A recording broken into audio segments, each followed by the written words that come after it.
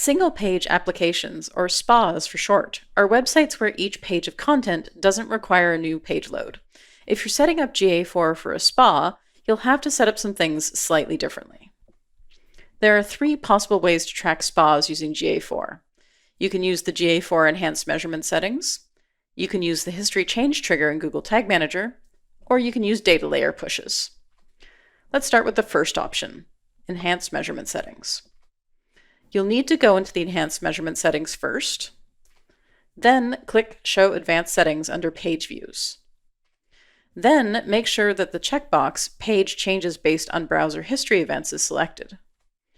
I do recommend shutting off other types of enhanced measurements, such as scroll tracking, as it may not work as expected. You can always turn it back on later to test it if you think it is going to work. This method will only work if the website is sending history change events when new page view events should be picked up by Google Tag Manager.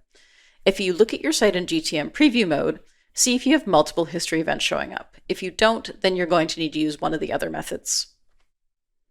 Let's look at the history change method next. First, go into the Variables section in Google Tag Manager and make sure that all the history built-in variables are turned on. Then you're going to create a trigger for a history change that'll look like this.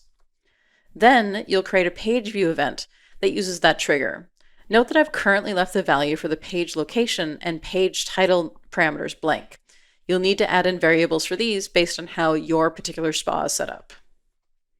Finally, let's look at the data layer method. This way is the most precise, but does usually require developer help.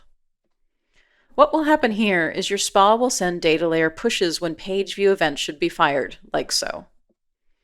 With this method, you'll then need to set up custom event triggers for the page view event, plus data layer variables to capture any data that should be sent with the page view, such as the page location and page title.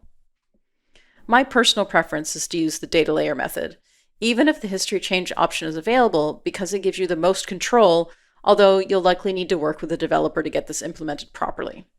Now, you have three possible ways to track your single page application with GA4.